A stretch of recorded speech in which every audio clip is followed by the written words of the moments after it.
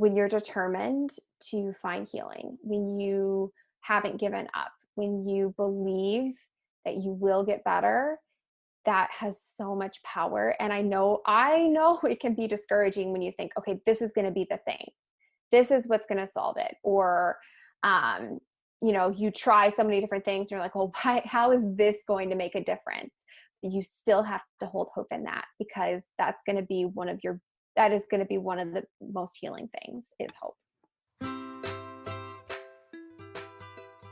Living a healthy, balanced life as a mom can sometimes feel impossible. With tiny mouths to feed, butts to wipe, and so many things vying for our attention, it can be easy to feel like we're in an on-again, off-again relationship with healthy living. But it doesn't have to feel this way. I believe every mom is a super mom, and you deserve to feel like one too, and you don't have to go on another diet to do it. Join me, Kristin Dovbniak, holistic nutritionist and certified intuitive eating counselor, for conversations on what it means to live a healthy, balanced life. I want to help you uncomplicate eating, improve your relationship with food, and live like the supermama I know you are.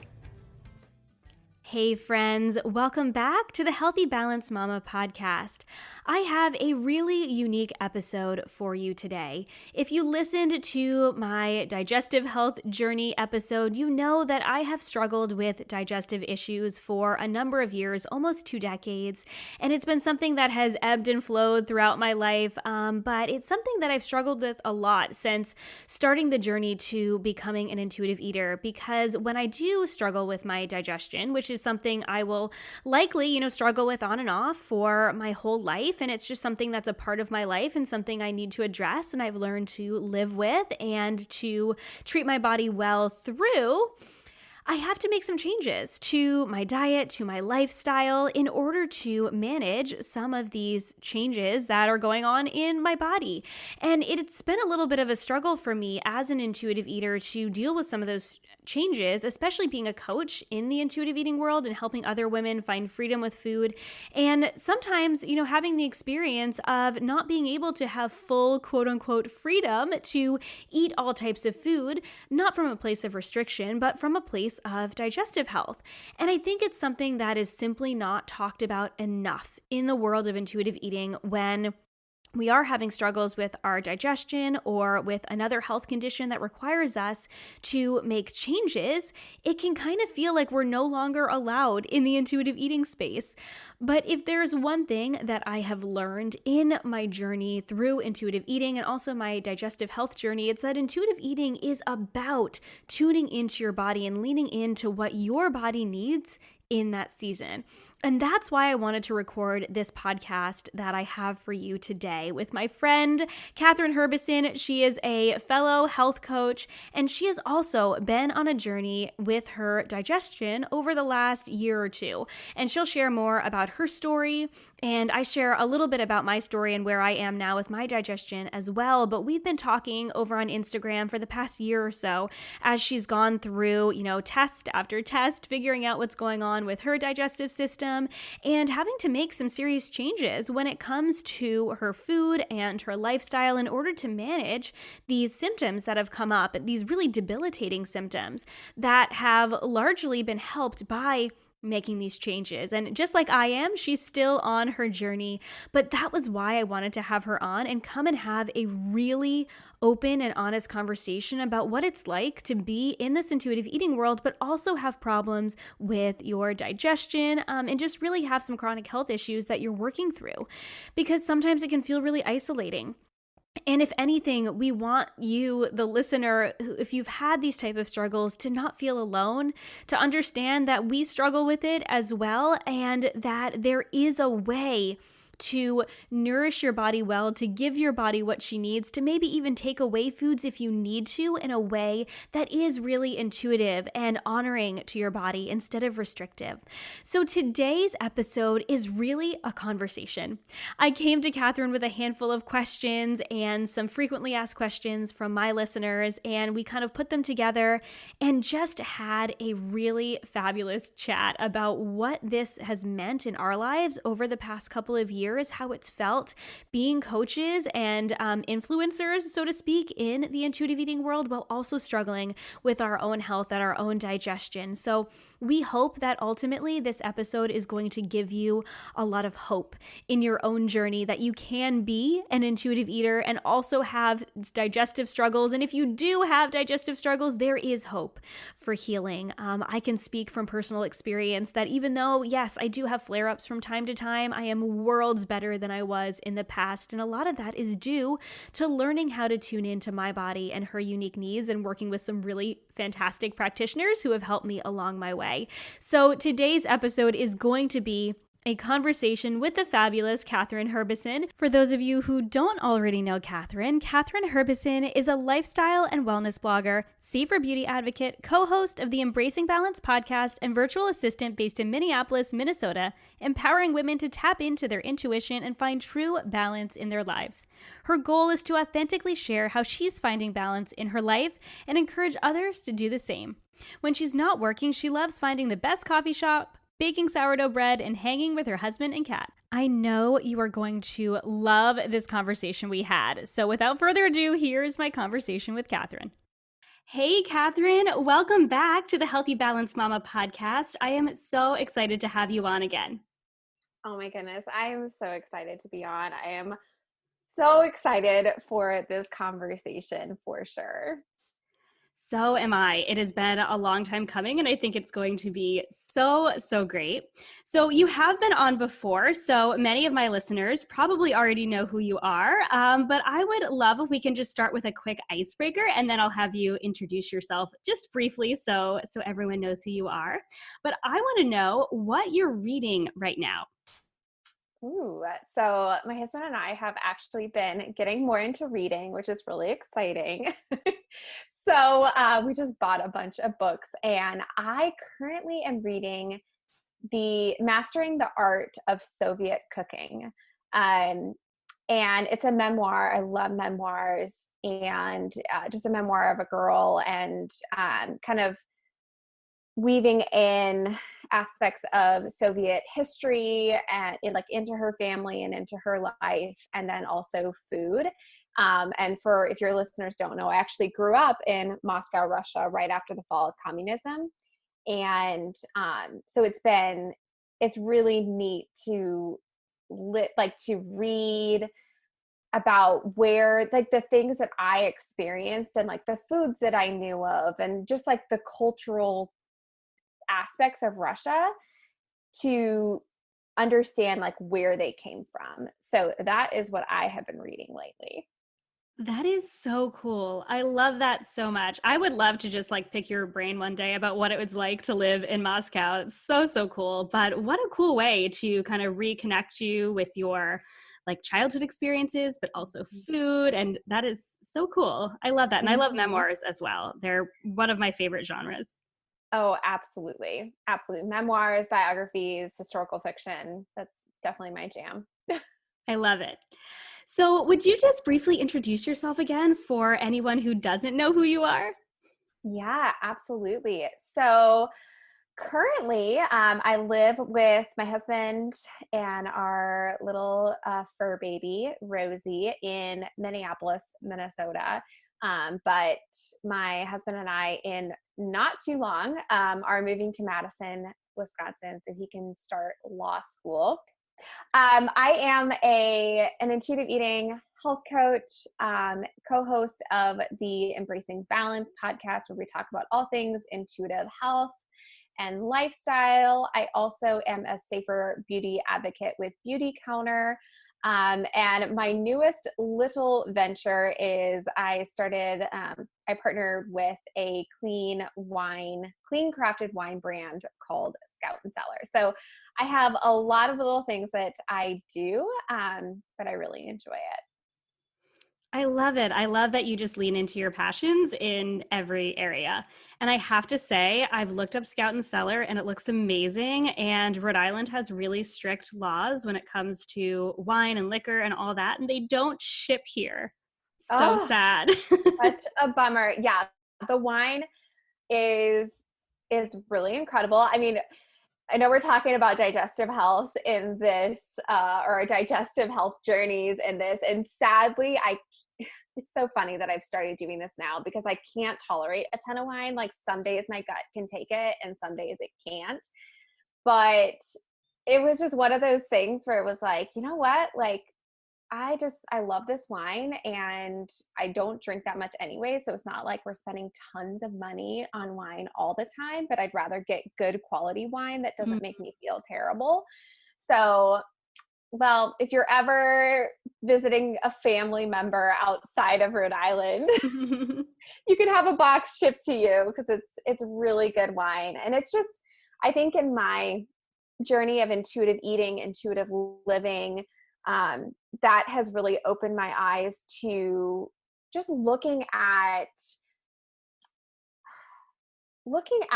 businesses and brands and their transparency, and really just connecting me with my values about wanting to support brands who are doing things well and who are transparent about their business practices, about how they create the products. And that's something I'm really passionate about. So it really, working with Scout and Cellar is just, it's a perfect fit for me as well, because that's what they're all about too. Yeah, I love that so much. And I am very much into the clean wine and, finding what feels good in your body. Because as we'll talk about, I've also had quite a few digestive struggles and health struggles. And that is one of those things where it's such a fun way to connect with people over a glass of wine if you are of legal drinking age. I don't know if anyone's younger that's listening, but I'm just going to point that out. But it really is. And it's one of those things my husband and I have both enjoyed, but I too do not tolerate everything. So so it is nice to have that resource. So I love that. Okay, so let's dig in then. We just, mentioned a little bit that today we're going to be talking quite a bit about digestive health and our digestive health stories. And I really wanted to have you come on and just have an honest conversation about what it looks like to deal with health challenges and specifically digestive issues for us while we're in this food freedom space.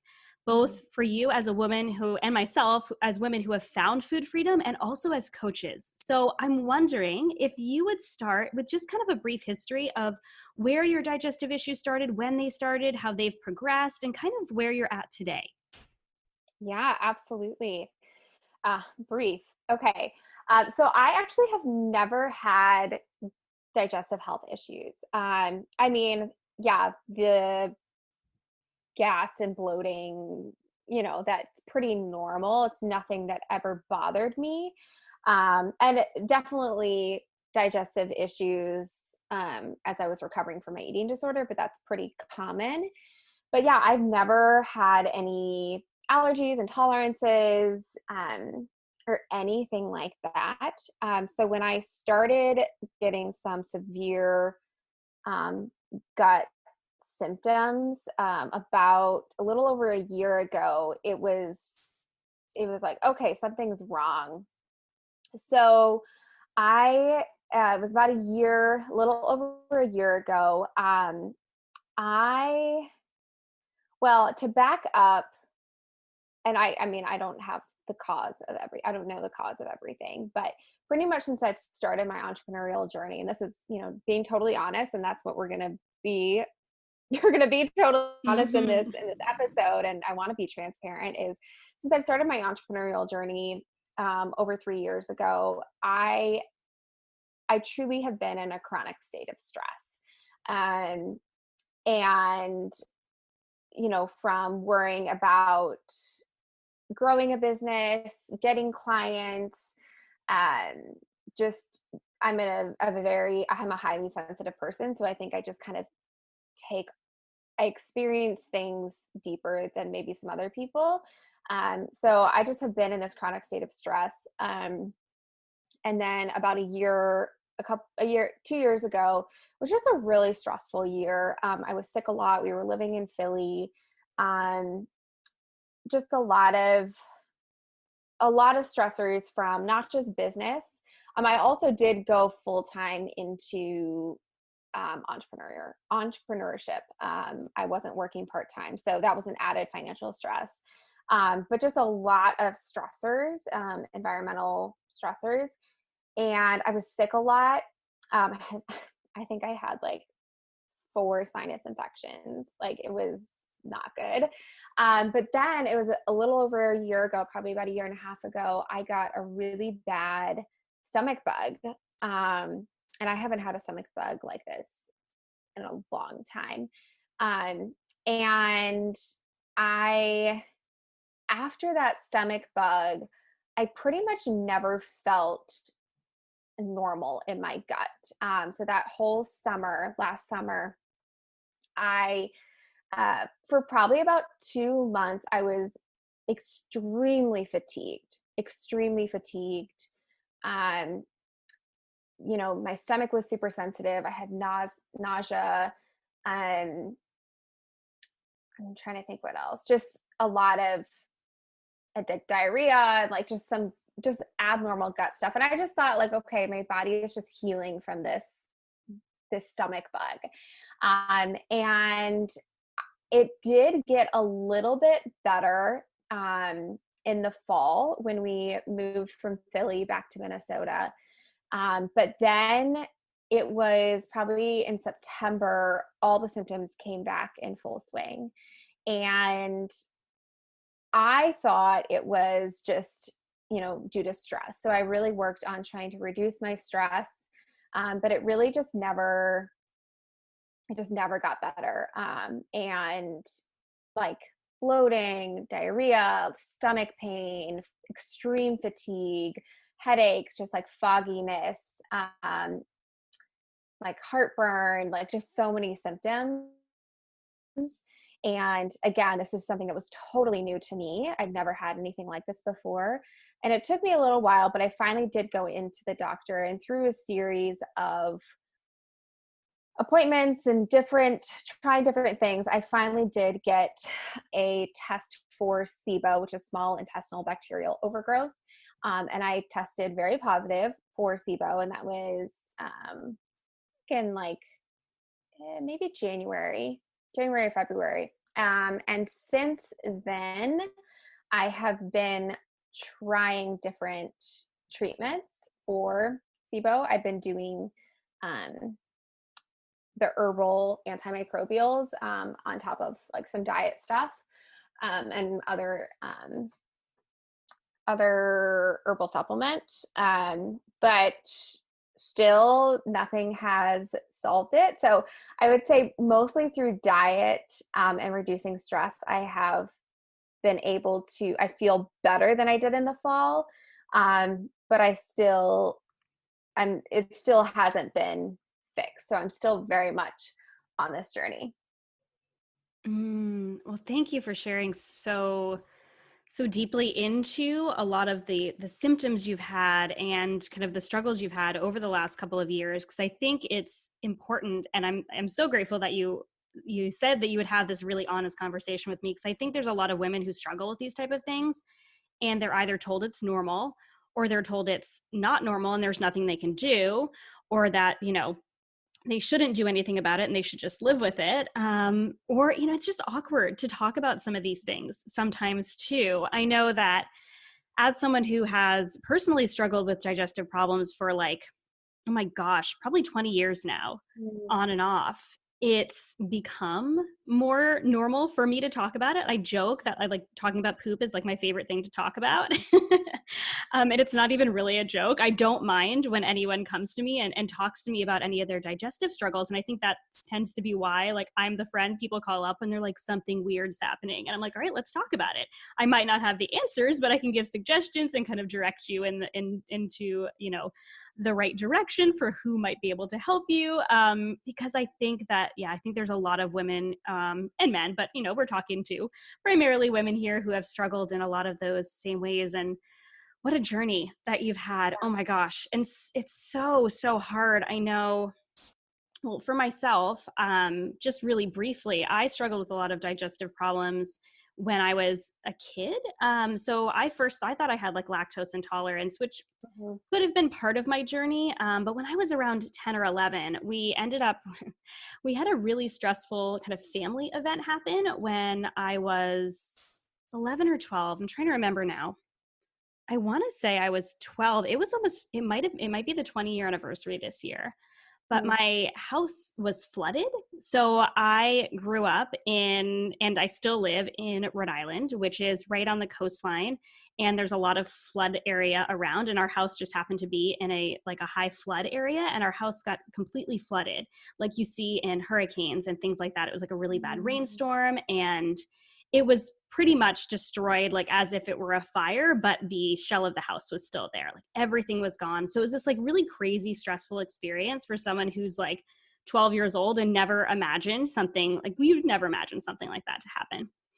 But it was very soon after that that I started struggling with. And one of the reasons why I love that you talked about some of the stressful experiences you had that might have, we don't know, but could have been triggers for some of your digestive issues. Because for me, that was kind of how it all started, like years and years and years ago, with this really crazy, stressful life event. And so I struggled on and off with things like, lots of bloating as a child, which is so not just uncomfortable physically, but like so awkward when I'm going through that like early stages of like puberty and like dealing with my body changes. And then all of a sudden my stomach is super bloated and I was having like diarrhea in the middle of the day at school. And thankfully nothing like extreme. I could make it to the bathroom and all that, which I know some other people who have, digestive struggles don't. And so I was thankful for that, but it was still really hard. And a lot of them went away as I got a little bit older and then came back. And I'm going to do a whole kind of digestive health episode on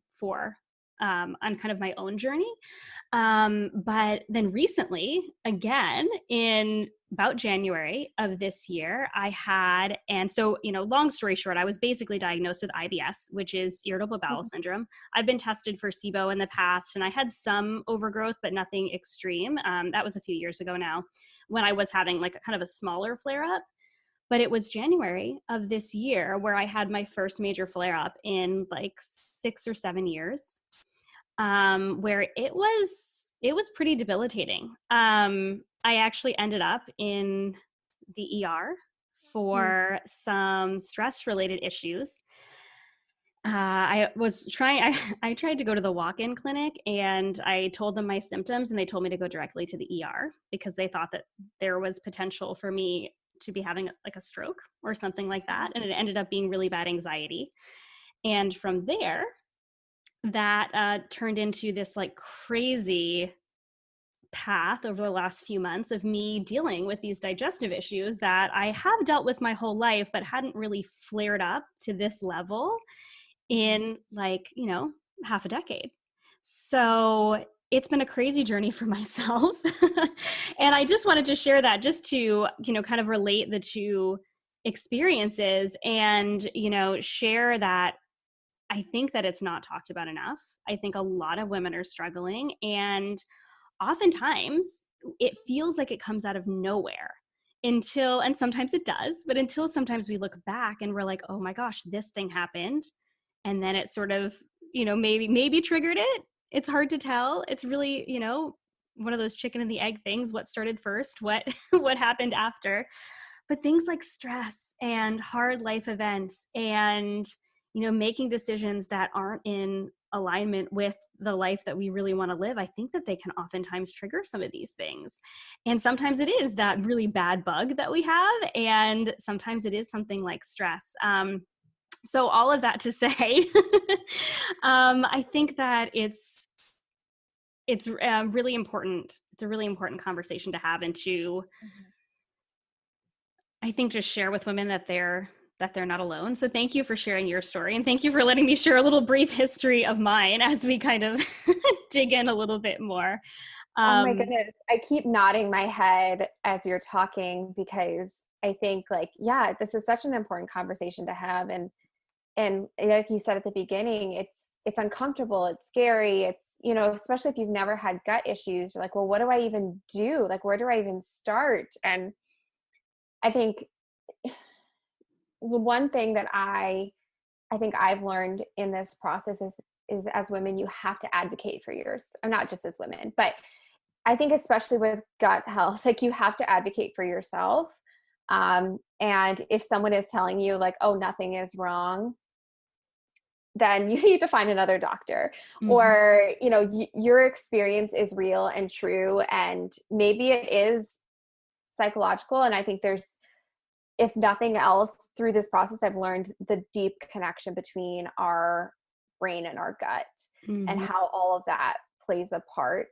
And so, anyways, I guess I just wanted to put out there, like, to add, you know, to encourage people to advocate for themselves. If they're like, okay, like the doctor did this test and it didn't work, and you say, okay, is there anything else that we can do? And if they can't, then find someone else who is going to acknowledge what you're going through and be willing to kind of do extra digging. So, Yeah, no, absolutely. I'm nodding over here along with you as well, because I think it's easy just to take one opinion at face value and go, okay, that's it. There's nothing else I can do. But yeah. when we feel those things happening in our body, you know, it's an indicator that something's going on and no one else is in our body except for us. Mm-mm. And that's Yeah. where that intuition comes in, like that knowing that something is wrong, that something is off. This Mm-hmm. January, when I was having these, you know, anxiety issues that almost, they felt like they came out of nowhere. Now looking back, I realize where they had come from, you know, months and months of some stuff that we'd gone through as a family, and, you know, all good now. But knowing that something else was off, that something was a little bit deeper, when he was like, oh, it was just a panic attack. And I'm like, I've had panic attacks before, and this was not just a panic attack. And then the gut issues starting, and realizing that there was something much deeper that I needed to tackle. And even knowing in the really pretty soon into the me struggling with my digestion again, probably just a few weeks into having a lot of bloating and some really, really painful bloating too. That's something I think that, you know, we'll oftentimes, you know, wake up and go, oh, like I'm a little bit bloated, I'm a little bit puffy today. This is not that. This is like, you know, 5 months pregnant, distended, Yes. painful, like hurts to touch your belly, like really, really hard. It was just a few weeks in where I was like, okay, this is not normal. This is not just your typical digestive issues. And I told my husband, I was like, I think I need to go get help again. I need to find some answers for what's going on. And thankfully, he's been with me through a lot of my digestive struggles. My last really big flare up was like 6 or 7 years ago. And he was with me through all of that. And he was like, okay, let's go. And it did. It took a few different things to even just start to create some change. It came, you know, talking with, you know, different practitioners, getting different supplement recommendations, making some changes to my diet that I was, and I know we'll talk about this, a little bit resistant to, but I needed to, and I needed to get various opinions to really figure out where to start and where to continue. But all of that with trusting myself and trusting my gut and my intuition that, okay, there is more to this. This is not the end of the road just because one person was like, oh, it's just your IBS flaring up. Yes, it is. What can we do about it?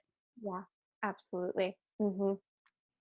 So I'm curious about what your reaction was to these gut challenges kind of right off the bat when they started getting bad. When you were kind of at that point where I know they were not great from the beginning, but when you got to that point when you realized that, okay, in that summertime where things were off, this isn't normal, something's going on, something's wrong. Were there any changes that you made immediately? Were you hesitant to make any changes to your food or to your lifestyle kind of right in the beginning? Yeah. So, you know, I'm thankful that, I mean, I'm not thankful that this has happened. I'm ready for it to be done. And there's many days where many days, many weeks where I'm just so frustrated. And I just kind of want to be like, I'm just, you know, I'm going to eat all the things and I'm going to feel terrible, but it's just not worth it. Um, but I'm thankful that this is happening now because I feel like I'm in such a good spot with my relationship with food and listening to my body, and not using this as an opportunity to lose weight or to change my body. Mm. because I think in the past I would have like, oh, like I can't eat these certain foods. Maybe I'll lose weight. Like maybe, this is just kind of a good excuse. Like I think that's how the eating disorder or the diet mindset kind of takes advantage of these situations. But, I was in such a great spot with my relationship with food that my intention and my heart going into this and still now has been, I my sole purpose is to nourish my body, to make sure I'm getting enough food, and that so I can do the things that I want to do, and to make sure I'm satisfied, because that is just as important as getting enough food. And so was I resistant? Honestly, not really. I think in the past I would have been, because especially at the beginning of my recovery journey and my intuitive eating journey, it was, that kind of the opposite of the diet mindset, where it was like, if you cut out any foods, then that's diet. It's not like intuitive eating, you eat all the foods unless you have an allergy to that food. And I didn't have that space in my mind and my mindset for, maybe not eating certain foods because of how it would make you feel. Whether that's a severe gut issue, or if that's just a, intuitive, like, okay, like when I eat this food, I just like don't really feel that great. So I choose not to eat it type of a thing. Like I didn't have space in my mind for that. And like I said, I think it would have been a slippery slope for me, to cut out certain foods. But to be honest, like I know how it feels when I eat certain foods right now, and it's just absolutely not worth it for me. Like I will literally be out of commission. And so to me, right now, not eating certain foods is very intuitive.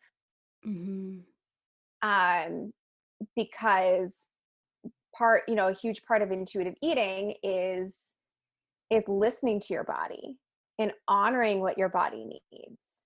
And that means eating in a way that makes you feel good.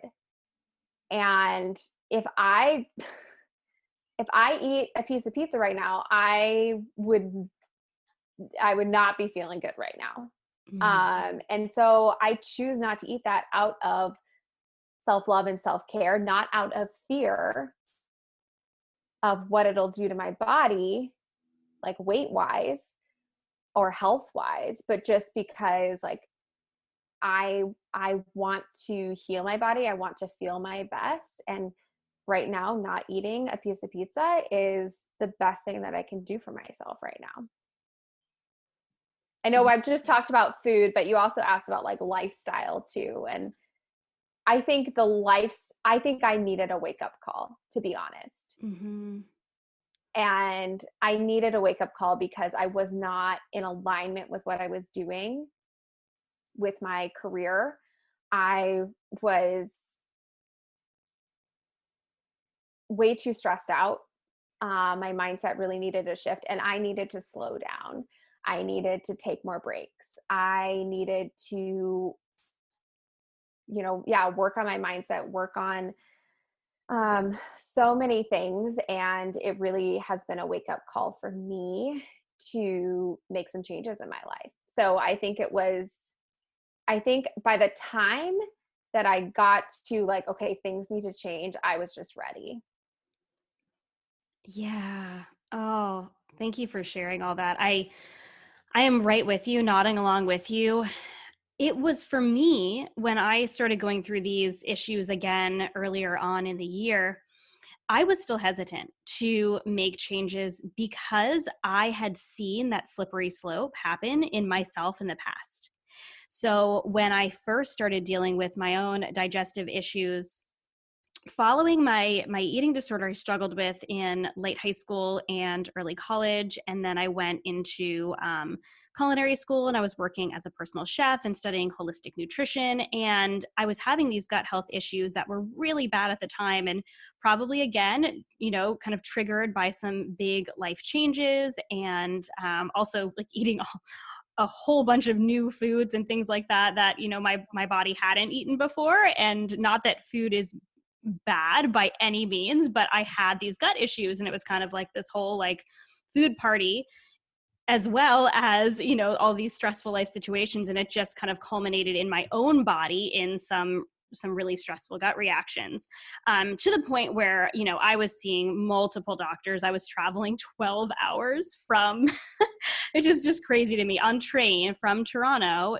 to the US, because at that point I was like still in the immigration process. So I hadn't had my residency in Toronto yet. So I was living there legally, but they didn't have healthcare. So I was traveling back to like get all of these gut issues figured out.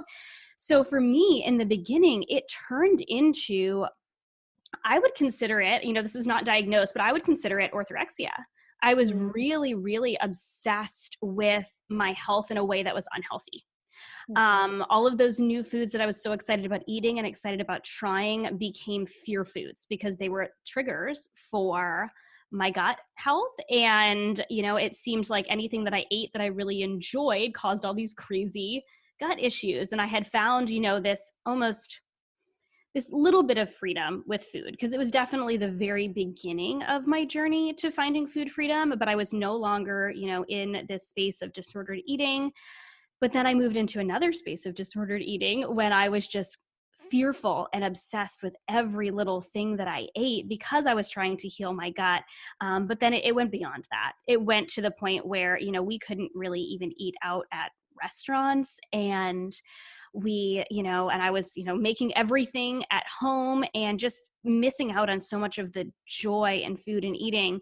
And it really did spiral very quickly.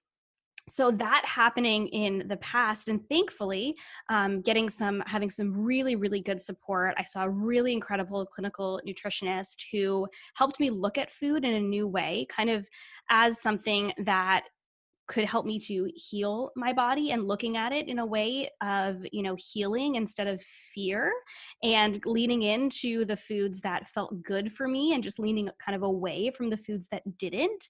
And I did move out of that phase, but it took a really long time to shift my mindset again, years, to shift my mindset back into the space of food freedom. And I've talked about my journey quite a bit. I've talked about it on your podcast. I've talked about it on my podcast.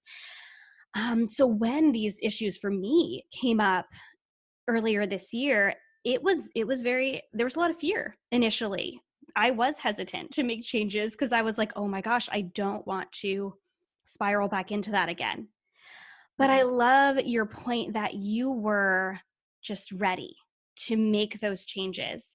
And once you were ready, and thankfully you had gone on that journey of finding that freedom with food beforehand, so you were in that mindset where those changes were from a place of love and care instead of a place of changing your body or forcing your body into a different size.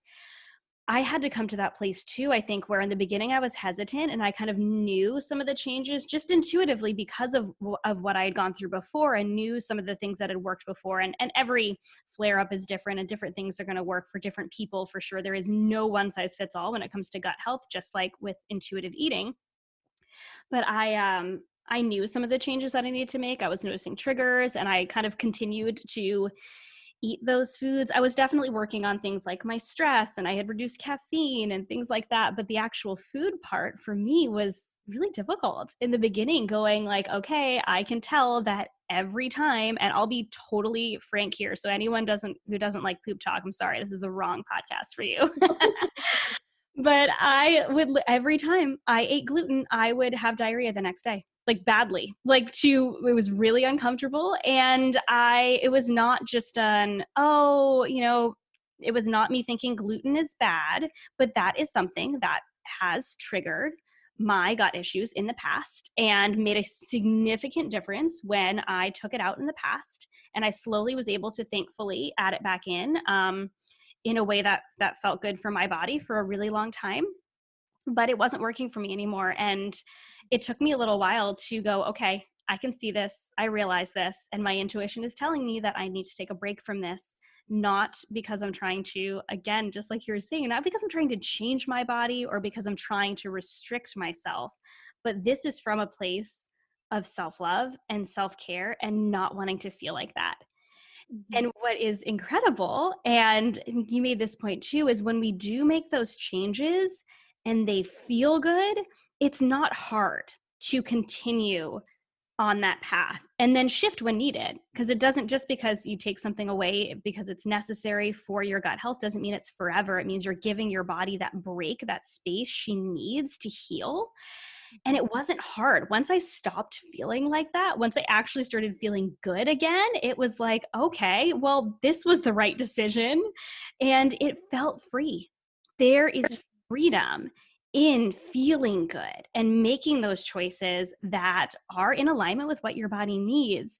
And I think that there is, I think, some stigma in and shame in healing protocols in the intuitive eating world. And that's not a blanket statement against everyone in the intuitive eating world or the intuitive eating world as a whole, because I know we're both in it and we're both deeply passionate about helping women find food freedom through intuitive eating.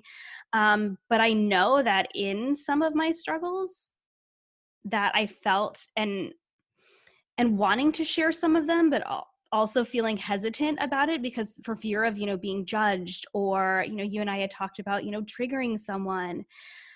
But I think it's so different when you are in it and you are struggling and you are like, no, I know that this is not the type of life I want to live. This isn't the way that I want to feel. This isn't the way that my body is meant to feel. I'm meant to thrive. I'm not meant to be in constant pain and bloating and discomfort. I'm meant to feel good. And then it becomes a whole different story when we start making changes from that place of feeling good and taking care of ourselves and really loving our bodies instead of trying to change them. Mm-hmm. Yeah. The stigma and shame, I don't know how to articulate it, to be honest, but it's definitely something that as I have become more aware of as I have had to make changes to my diet. Now, just so the listeners know, like the changes that I am making now, the intention is not forever. That, currently right now I'm on a pretty restrictive like eating protocol um for healing. But Mm-hmm. again, it's out of the self-love, the self-care, and because I personally need to function on a daily basis and I can't be extremely exhausted or, in pain every single day. And so anyways, but as someone who is, who has to be more careful about what I'm eating right now, I've become so much more aware of the shame and the stigma within the intuitive eating world of healing protocols. And it's hard, and I think that this is where intuitive eating, again, I'm passionate about it. It's changed my life and it's something that I live out every single day. But I think the world of intuitive eating, that sometimes can go wrong. And I personally have been a part of that, where it was all foods are good. You shouldn't cut out any foods. Unless you have a medical necessity, which I guess you could say like ours is medical necessity, but it's, I felt like I was more of the extreme. But now I think I've been softened to people who do have chronic health issues, who do have digestive issues. And I want to say that intuitive eating is 100% possible for anyone and everyone. Mm-hmm. Whether you can eat certain foods, if you have to be on a more restrictive diet, and not restriction out of like an eating disorder restriction, but restrictive in the sense of health, and, survival, I guess. I don't know how else to put it. Healing.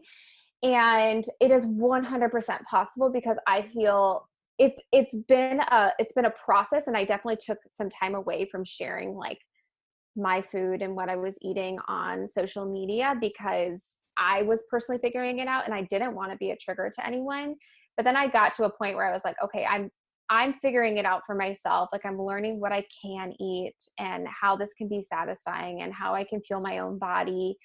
And I don't want to be quiet about this because I think other people need to hear this, and we need to have a more balanced perspective towards intuitive eating. It's not just like one way or the highway. You know, it's intuitive eating is so flexible and there's no right way. And I think that's the hard thing is there's so much gray area in intuitive eating.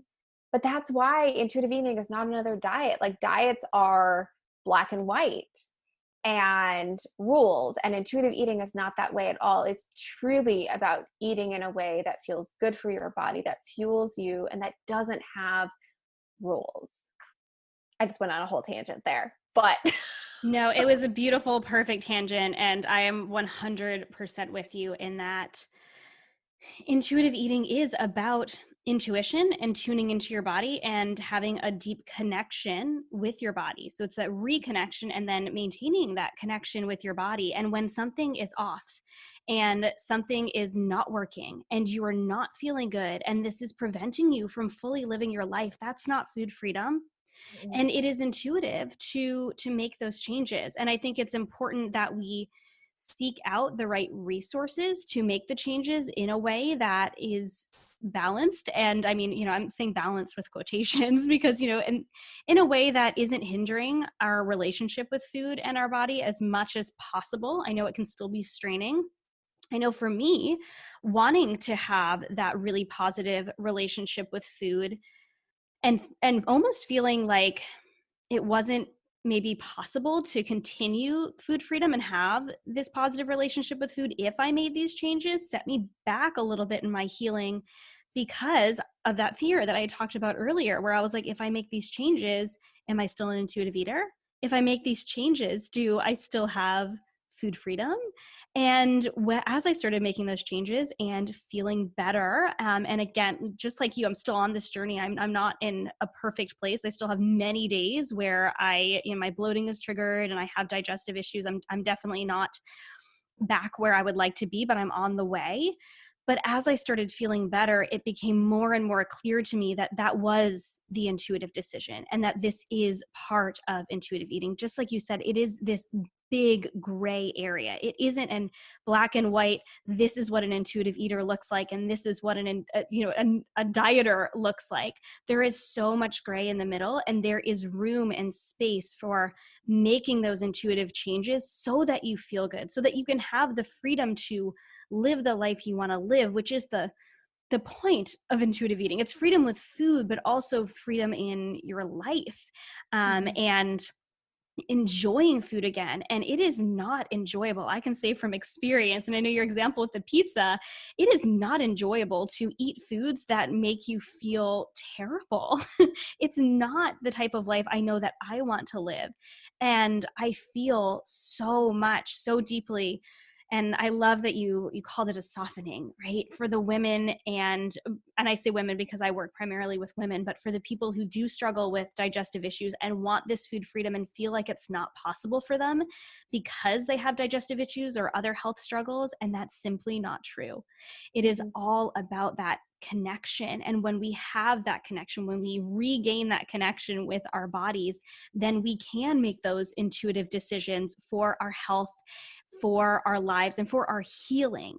And there is so much freedom and intuition in that. But I think there is a lot out there that tells you that if you are not eating all types of foods and allowing all types of foods at all times, zero restrictions at all, then you're not an intuitive eater. And I don't believe that that's true. I believe that when you are making those decisions in alignment with your body and from a connection with your body and wanting to feel good, there's nothing wrong with needing to make some changes and leaning into that. And just like you said, it's not forever. And that is really the beauty of intuitive eating and finding freedom in this, is that isn't forever. And I'm a really great example of this in my own life, where I thought I was going to have to be gluten-free forever. I actually, this is so funny. I don't think I've ever talked about this on the podcast, but I wrote a book. It was a self-published book. It sold like 100 copies, but that was huge for me when I was like I was a personal chef and a health coach like years and years and years ago. I wrote a book about gluten-free living because it had made such a massive difference on my gut health and just my life in general. And then when I realized that I could eat a little bit of gluten, I felt like after I'd healed quite a bit of my gut, I felt like such a fraud. I was like, I wrote this whole book on gluten-free living and now I can eat gluten again. But it took time, and it took healing and allowing my body the space to heal to be able to eat, of gluten just being one example, again. And I could for years and years and years with complete and total freedom. And yeah, I did have to cut back on it a little bit when I was having gut health issues again, but I'm able to have that relationship and that connection with my body where now I'm able to judge, okay, so how much of these type of foods feels good for me and my body, and how much is going to trigger a response that isn't going to feel good and just isn't going to be worth it, right? It's not going to be worth being in pain. And like you said, I won't be able to show up for my life if I'm constantly in pain. I've got 2 kiddos, a business, a husband who works from home. Like, they need me, and they need me at my best. And that sometimes includes needing to, kind of to remove some things so that I can show up better for them. And it's not, that removal from the place of restriction. It's the removal from the place of honoring my body and caring for my body. And then also working with my body to know that if I could add this back before, I know I can do it again, but my body needs the space and the time to heal. Mm. Oh my gosh, so much goodness in there. And I think what this all goes back to, and I talked about this even before I had gut issues, but it all of these decisions goes back to motivation. Like, what is your motivation behind it? And I think that can be the question for people to ask themselves when they choose to not eat a certain food, and maybe they feel a little dissonance in themselves, like, oh, is this my my diet mindset coming in, or is this like me listening to my body? And ask yourself, like, why do I want to do this? Why am I making this decision? What is my motivation?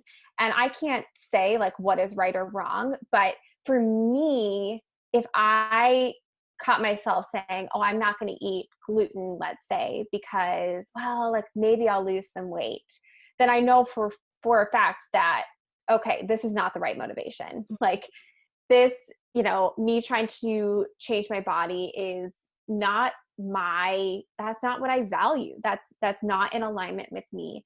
But if me choosing not to eat gluten, if I ask myself, like, what is my motivation? And that is, I want to be able to wake up tomorrow and have energy to work on my businesses, to be present for my husband, to live life, to be able to go on a walk. Like, all right, like I know my motivation is connected to me and in alignment with me and my values. So I think just something practical from all of this for anyone who's listening is ask yourself, like, what is my motivation? And I think that can bring a lot of clarity to the grayness of intuitive eating, and yeah, just making decisions, because it isn't just all a blanket, like all foods, every food will fit for everyone. That just sadly isn't how our bodies and how our world works.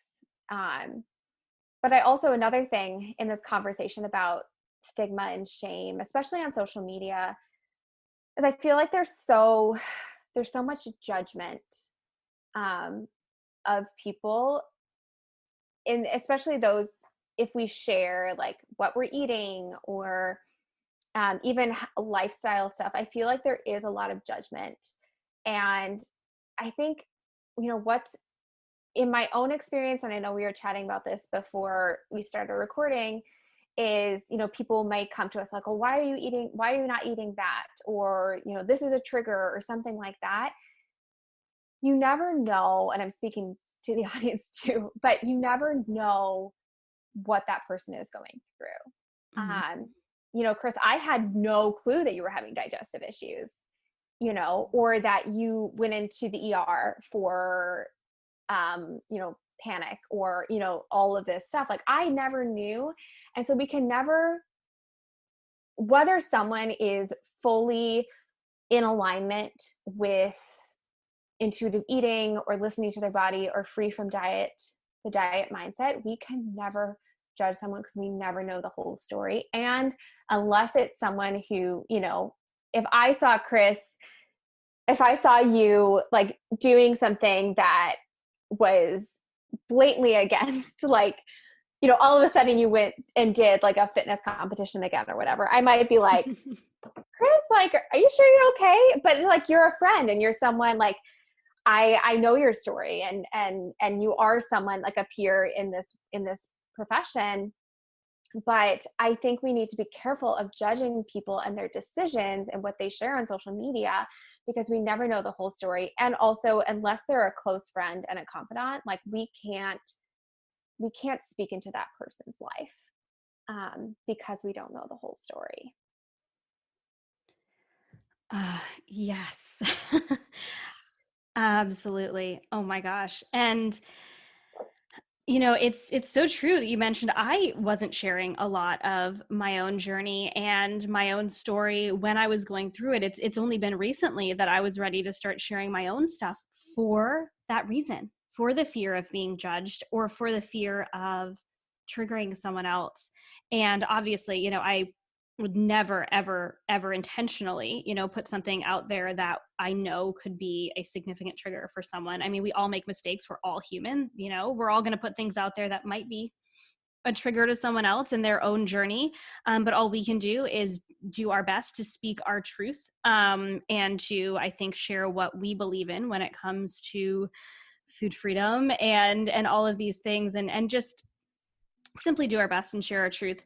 But there was so much fear for me around this judgment. And because I see it so much. I see so many other people being judged for their choices. And what you said was 100% spot on. We have no idea what's going on behind the scenes. We have no idea what they're going through, what might be helping them, and what's going on in their lives beyond just the food that they're eating.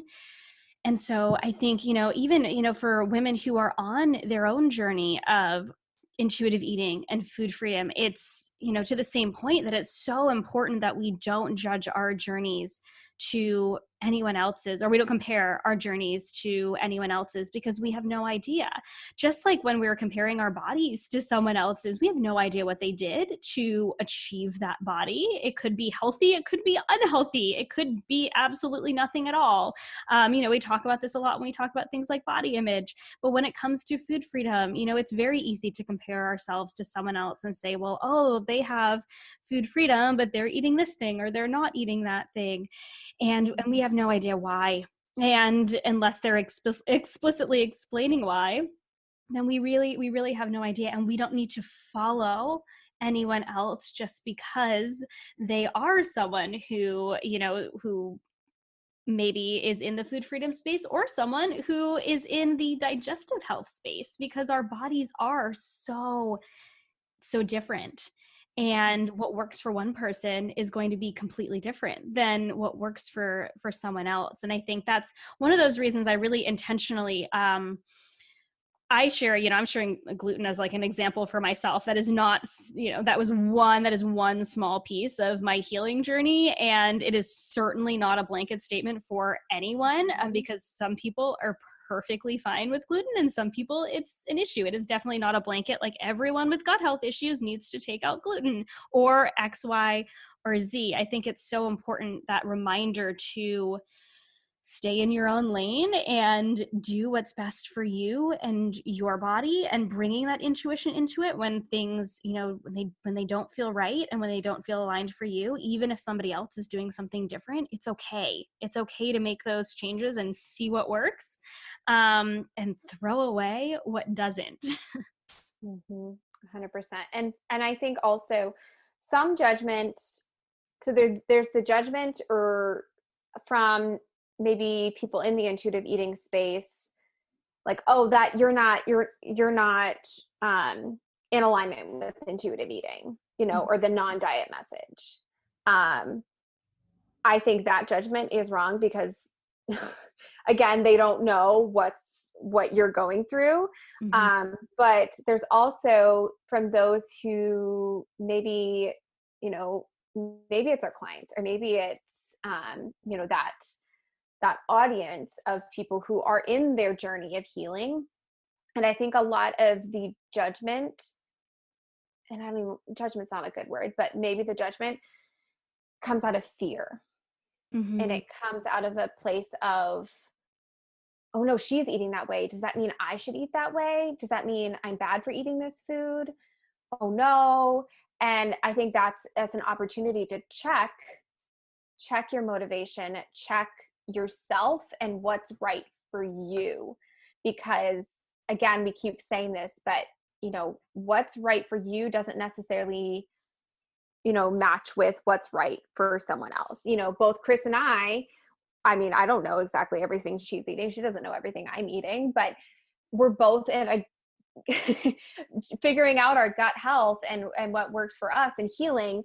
But I'm sure we're eating very different things. Maybe some things are similar, but our approach is very different, not just because of our diagnoses, but because our bodies are different. And like, for me personally, I definitely have looked at, okay, like how, looking for inspiration of like, what can I cook during this time? And I am following a specific protocol, but, some people following the specific protocol can eat other foods that I can't eat, So it's, if you're seeing something like this, or seeing something that we share, or that we even talk about in this podcast, and you're like, oh no, like, should I be eating this? Is this okay for me?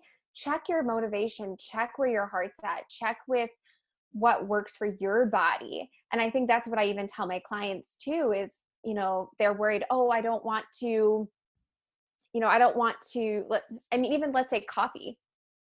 I don't want to get addicted to coffee. So there's that fear of drinking coffee. And so I ask the question, well, how does coffee feel in your body? How does it make you feel? And so trying to steer that conversation from that fear of getting addicted to coffee to tuning in and letting that internal, letting your heart and your mind be the compass, not your mind, your body and your heart be the compass, not the fear, not your mind. And I say, if, having a couple cups of coffee in the morning doesn't make you, isn't something you rely on, or, all these things, then there's nothing wrong with that.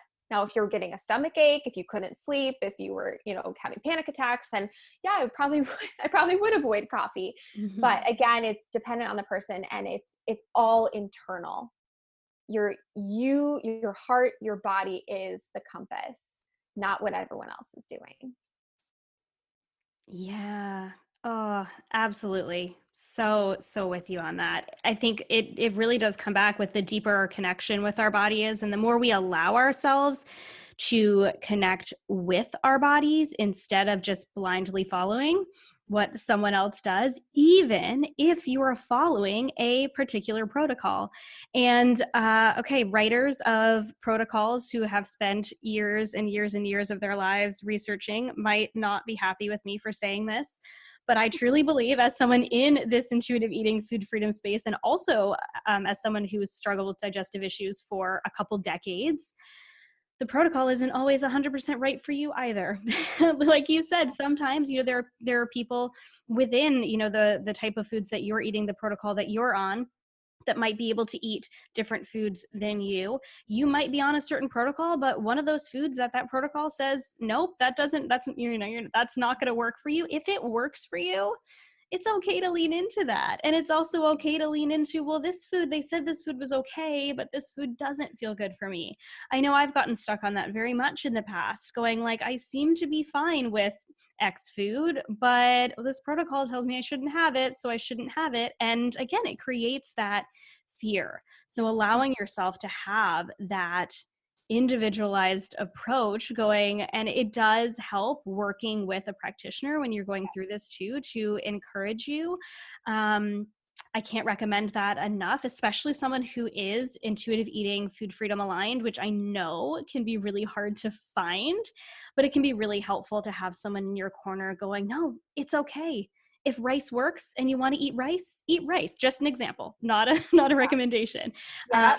Even if X protocol says no, right? So it is so individualized, and even the protocols aren't going to quote unquote get it right, because we are all so different, and they are designed for one prototype of a person, but that's not real life. We are all different. All of our, down to our DNA, we are different. So it really does come down to leaning into what works for you and your unique body.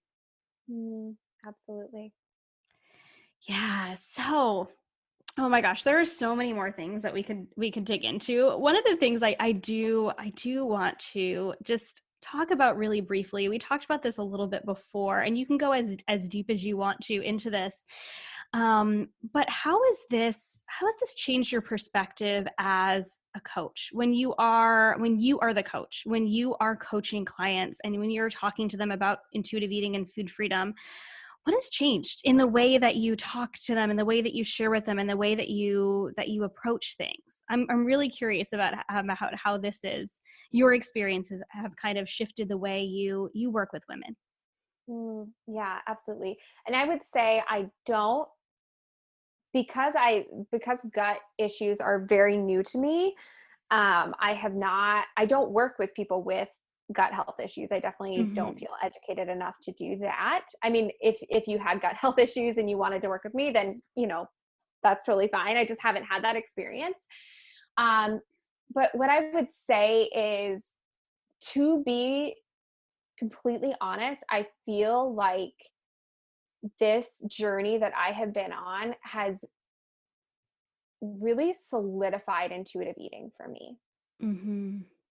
Because I think there's these phases when you enter intuitive eating where, and I know I was on this, where it was that, like, we can have no rules around food. You can't cut out any food. Like, and I think it's just a hyper awareness and a protection mechanism too, of like, I really wanted to avoid any, like, I, unfollowed people. I kind of avoided a lot of diet messages. And I think and I still don't, I don't, not even diet messages, but even in the realm of intuitive eating and food freedom, people who were talking about health. I kind of avoided that. And so I think there's that first stage. And then as you gain more awareness of yourself, like, and you just kind of are still, you kind of soften, and in the softening, it's not like you are becoming more, I don't even know how to say it, but like, you are adding diet messages into your life. I think it's just more of a deeper connection with yourself, and relying on what works for you and what you enjoy. And so it becomes less rigid and just more fluid. But I feel like for me, and I feel like that's where I was before all of this. I had freedom with foods. I was practicing gentle nutrition. I cared about nutrition. But I also, like, ate all the foods, and I had no restrictions whatsoever. But I think what all of these gut health issues have done for me is, again, like I mentioned before, it softened me to the to intuitive eating with chronic health issues, or just even temporary health issues. And it's also really deepened my connection with myself, and really what is the root of intuitive eating and intuitive living, which for me is, honoring my body, fueling my body, so making sure I'm eating enough. And then also that satisfaction piece as well, because I've had to be creative in, okay, like, I'm maybe not eating let's say ice cream, which I love ice cream, but it just doesn't sit well with me. But I love having something in the evening, like, dessert or something. So I have to find something that satisfies that piece, that part of me that really enjoys that. So it had to be creative. And so really focusing on that, making sure I'm fueled and making sure I'm satisfied. And then also having those tough conversations of what is my motivation behind this. And so I think that honestly has just translated into working with my clients of asking those questions of, well, like, what is your motivation behind this? I think that's really, I really am getting deeper into that, because there's so much of a space for nutrition and intuitive eating. And I think some people are ready for that and other people are not yet. But I want to embrace that, and I want to help my clients tap into what they value, what's important to them, what their body needs, and asking those deeper questions to help empower them to make those decisions for themselves. Yes, so much. Yes, I was nodding along with you again here. I think it's so important to point out that nutrition is a part of intuitive eating, and feeling good is a part of intuitive eating, and it's okay to care about your health and be an intuitive eater. Those are aligned. Caring about your health, feeling good, having freedom with food, they all go together. And like you said, we're all at different stages in our journey. And oftentimes we do need a period of time where we allow all types of foods, unless, of course, we are in physical pain or allergies or those things like that. But we do need that time where it's just kind of a free for all, and where we are just, eating all of the Oreos or whatever your food is that you didn't allow in the past.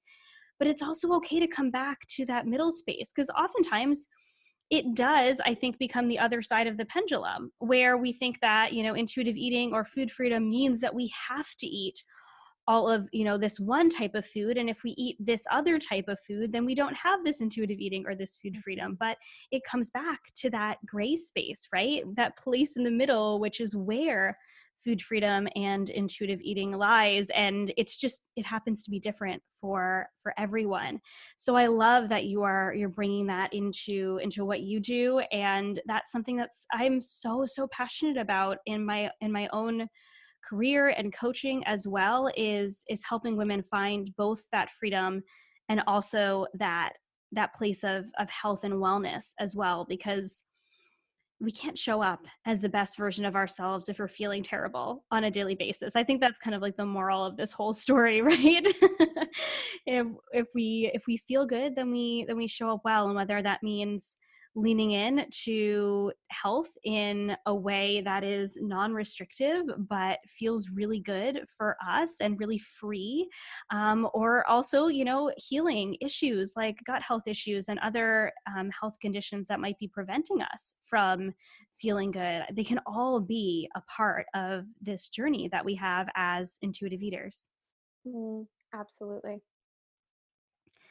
Yeah. Oh my gosh. So what do you feel like made the biggest difference for you in shifting your mindset during this time, or in your healing during this time? I know you're still on your journey now, but what do you think has made the biggest difference for you during this time? Oh gosh. I will say that, I talk all about this as if I've kind of arrived at this. You said I'm still in this journey, and you are as well. And I talk as I'm talking, it's like, oh, I've arrived at all of these things, and no, all of these realizations and mindset shifts have come with a lot of a lot of thinking, a lot of crying, a lot of searching and learning and talking to people I trust. so this hasn't been just like a thing that's happened overnight, and a mindset shift is something that takes time. Um, so I think what made the biggest difference in my mindset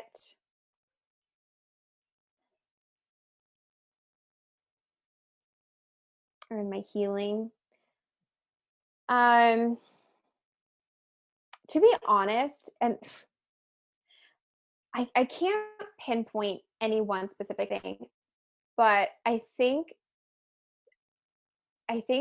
getting professional help, to be honest, has made the biggest difference. Um, there's something about getting a diagnosis that makes all the difference. Mm-hmm. Because then and I know sometimes it's really hard to get a diagnosis. And honestly, I've tried multiple ways to treat my SIBO, and I'm on a different protocol right now, healing protocol, and the first one didn't work, and it's hard, and there's been this fear of, oh no, like, am I going to struggle with gut issues the rest of my life? Is there something deeper going on? But I have very strong methane dominant SIBO. So we're attacking this at first, but getting help and getting a diagnosis has been really helpful for me, and just kind of giving me this this target to work on. But then also I started working with an intuitive eating dietitian who specializes in gut health as well. And just getting that support, to be honest, has been really, really helpful. So I can kind of just get out of my head and have someone just ask, like, how are you doing? Like, what's going on? And just having someone I can, share, like, okay, things are getting really bad. Like, what can I do? Getting that help and getting that guidance really has made a huge difference, as opposed to just trying to go it on my own. Yeah. Oh, thank you for sharing that. And I think it goes back to your point earlier about, continuing to seek out answers and seek out help, and that it's okay to be your own advocate and continue to seek out answers. Because I know for a while you were, and just, from you and I having conversations, you were still kind of trying to figure out what was going on with your gut, if it was something that you could find an answer to, which you did in finding and getting the SIBO testing done and finding out that you do have SIBO. And that is such a huge deal, because it does mean that you then, like you said, have that target where you can aim for this and you can work towards this. And it doesn't mean it's going to be any easier, but it means you have a direction to go in. And it is so important that we continue to seek out that help and answers, if at all possible. Like for me, the answer that I got was still a very blanket one. It was still like, you are irritated. It was the same answer that I got, 7 years ago, where I did a myriad of tests, the blood test, the endoscopy, the colonoscopy, all of those fun things. And they were like, yeah, you're really inflamed. And I'm like, could you help me beyond that? And they really couldn't. And so it's a little bit of a guessing game, but having that help. And so in the past, in my really my deepest flare up years ago, having the help of a clinical nutritionist who helped to reframe my mindset around healing, and give me some really practical, actionable advice and supplements, that was really, really helpful. And then for me, recently, so I have a business coach who's also an intuitive eating coach. And I actually ended up scheduling a special, like, extra session outside of our business coaching to chat with her about my gut issues. Cause I'm like, I think I need some deeper support on this. I've been in this food freedom space for a long time and I want to maintain that food freedom, but now all these gut health issues are popping up again. And we got on the phone for like an hour and a half and I just, spilled my guts and I shared everything with her. And her perspective was so, so helpful. One of the most important things that she said to me, in terms of, knowing some of the changes that I needed to make for my gut and the little bit of fear that I had about making these changes and it taking away from my food freedom, was just to lean into what feels good. She's like, it's not about taking things away. it's about focusing on the things that feel good for you, that feel free, that feel the way that help you feel the way that you want to feel. And just that little aha moment where I'm like, it's not about taking things away. It's about focusing on and adding in the things that feel good. That was like the number one thing that set me on this, positive trajectory towards really, moving towards healing and feeling a lot better and focusing on what felt good for me instead of what I couldn't have. And so even from those, two very different places, both the, nutritionist helping me with the specifics to the, food freedom intuitive eating coach helping me with that mindset shift, it really does make such a huge difference when you have those practitioners in your corner, whatever, type they are, to help you through it. And even having conversations like this, to be honest, Mm-hmm. to have conversations with other people who, you are, you share the same values, and perspectives towards food and health, and just sharing like, okay, you're not alone in this. And whether you're having gut health issues or chronic health issues, there, it sounds so simple, but to hear you're not alone, or I understand, or I support you, like you're not just making this up, it's amazing what that does internally and in your healing as well. And as you're talking, and I was thinking about, to really sum this up, I would say, yes, support is huge, and not feeling alone, or even if someone doesn't share the same experience, at least they're validating your experience. But I Mm-hmm. think the biggest thing in healing and mindset is hope. Hope that you will get better, and there is so much power in that. I've struggled with chronic knee pain for, I've lost count, 8 years now. um, I have tried everything and anything. um, and in this journey, I have learned the power of hope, and the power of hope in healing. And again, it's going back to that mind body connection of really, when you're determined to find healing, when you haven't given up, when you believe that you will get better, that has so much power. And I know it can be discouraging when you think, okay, this is going to be the thing. This is what's going to solve it. Or, you try so many different things and you're like, well, how is this going to make a difference? You still have to hold hope in that, because that is going to be one of the most healing things, is hope. Yes. Oh my gosh, Catherine, I don't think I can ask anything else that would that would trump that. Oh my gosh. No, I am 100% with you in that. And if I can be encouragement in my own experience, even though I'm struggling again now, it's to a much lesser extent than it was in the past. And I don't think I had that hope in my early stages of dealing with my gut issues. I thought it was something that I was going to have to struggle with for my whole life, because I had struggled for so long and it had just gotten worse and worse. And when I started seeing that light at the end of the tunnel, when I started seeing myself being able to add in more foods and have a little bit more freedom in that way, it started to become clear that our bodies are not static, that where we are now doesn't mean that this is where we are always going to be. They are constantly changing and evolving, so to speak, and so is our mindset. And as long as we are maintaining that, that I keep coming back to that connection with our bodies and leading into our intuition, we can hold on to that hope that there is a light at the end of the tunnel, and that our bodies are so resilient and so capable of positive change. And so I hope that the listener who's listening will hang on to those incredible words you just shared and know that there is definitely hope in healing. Yeah. And I think what I have learned, again, I've struggled with my knee pain longer than my gut issues, but what I've learned in that is there's going to be times where you really struggle to hold hope for yourself.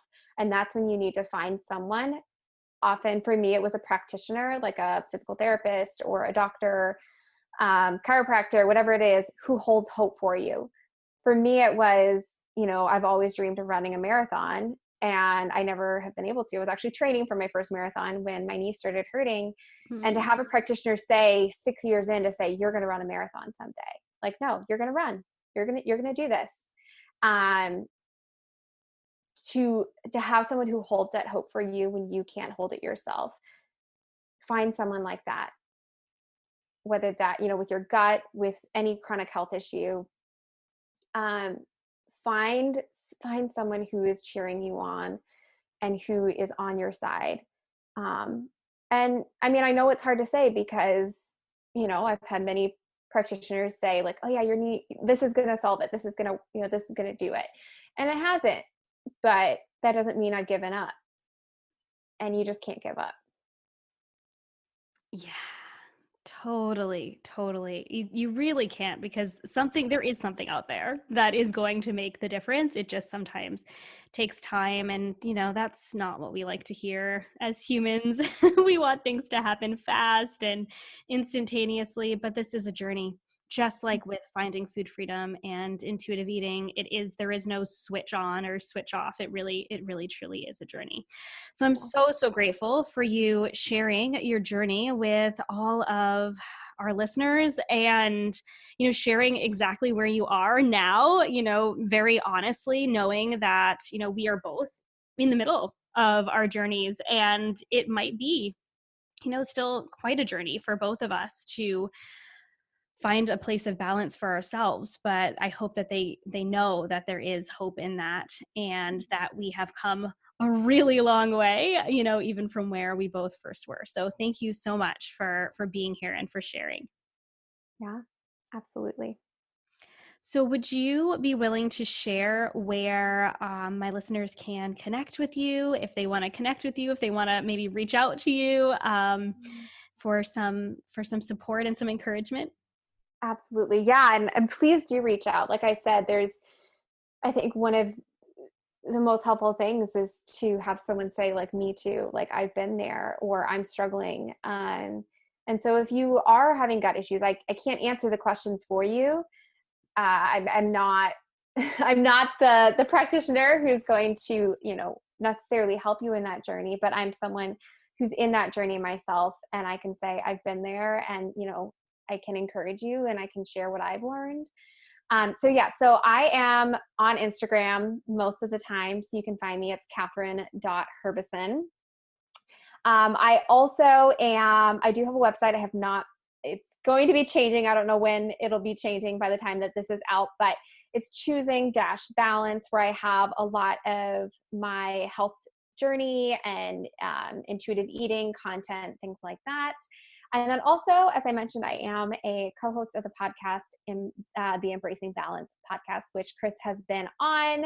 And that's where I share with one of my good health coaching friends all about health, wellness, and the balanced approach to health. It's one of my favorite podcasts now, ever since you guys started. It's so great. You guys are incredible interviewers, and you have really great guests on. So definitely hope the listeners will go and check that out. And we will, as usual, put all of the links in the show notes. And I'm also going to link up some resources I think that were helpful for me on this journey. And then Katherine, if you want to share some of your favorite resources as well, we can kind of link up some of those, just, some resources to help people feel less alone on this journey. Absolutely. Well, thank you again for being on. I know that we are going to continue this conversation for, some time off of the podcast, but I'm really grateful for you sharing. Oh, thank you for having me on. This is really, really good. So thank you. Thank you so much for listening to this episode of the Healthy Balance Mama podcast. If you loved it, would you take a screenshot and share it with a friend over on Instagram and tag me in it? It helps me so much to know what you love and are taking away from each episode. If you really loved it, would you hop over to iTunes and give me a star rating and review? Every rating and review helps this podcast be seen and heard by more women who need to hear the message of balance and wellness without deprivation. It's the best free gift you could give me. And as a reminder, the information and opinions on this podcast are meant for education and inspiration only and are not to be taken as medical advice, diagnosis, or treatment. Please consult with a trusted practitioner before making any changes. Have a beautiful day, friend, and I'll see you in the next episode.